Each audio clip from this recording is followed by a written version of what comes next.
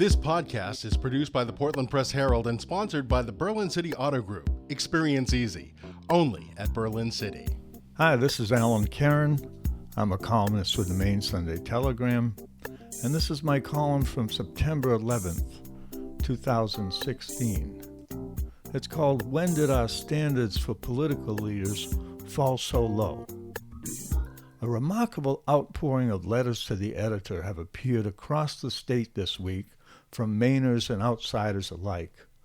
They've been part of an outcry of disgust, frustration, and anger at Governor Paul LePage's latest offensive behavior.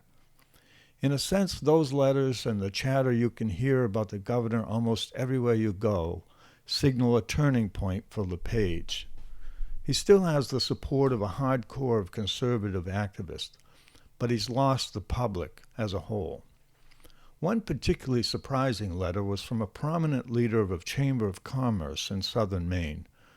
Normally, you'd expect the head of a business organization to defend a Republican governor and his policies of lower taxes and creating a business-friendly environment. But in yet another indicator of LePage's fall, this writer took the governor to task for hurting our economy with his words. Other letters have been from former Mainers and from people who have visited Maine in the past. They've each expressed, in their own way, a profound sense of affection for Maine, mixed with bewilderment at how we could have elected a man who is so obviously profane and, let's be polite about this, ill-informed. Many of those writers confirm two things that some of us have been saying for years. The first now seems obvious. LePage is a troubled man who is way over his head in the job of governor. The other hasn't been as easy to see, but should be of greater concern to all of us. LePage, as with any governor, is our voice to the world. He's our cheerleader, lead salesman, and chief negotiator. In a very real sense, how a governor presents themselves goes far beyond internal politics and clashes between parties. It goes to the heart of all of our efforts to grow a new prosperity in Maine. LePage has begun to personify Maine to the nation. He's replacing our brand of wholesomeness, honesty, and a welcoming good nature with something that makes us look like a place defined by hatred, bigotry, and stupidity. When LePage embarrasses himself, he is also damaging our reputation across the country and the world. That is particularly significant in a state like ours that is dependent upon tourists, and it inevitably weakens our already fragile economy.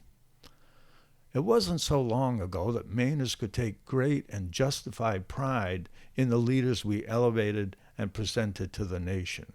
Margaret Chase Smith, Ed Muskie, George Mitchell, Bill Cohen, Olympia Snow, and countless others that we never entirely agreed with on all the issues, but who not only served us with distinction, but with character and honesty. None of them got their ideas from fringe groups. None supported their biases with made-up facts and conspiracies, and none succumbed to the ever-present allure in politics to dehumanize those who disagree with you. What to do about LePage is no longer simply a political concern. It's now essential to our economic future that we stop the damage as soon as we can and begin to repair the wounds that have been opened. How that can be done is a topic for another day, but this much we know. We need leaders who are motivated by a love of Maine, not a hatred of others. We need leaders who embrace and understand the future rather than fear it.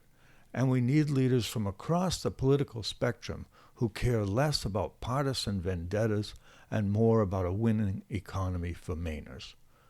To get that, we're going to need to raise our standards for leaders, which have been steadily declining. Never again can we propel to office someone who rages against the very government he seeks to lead. Nor can we put into office someone who reflects our worst instincts rather than our best. No more excuses for the likes of LePage.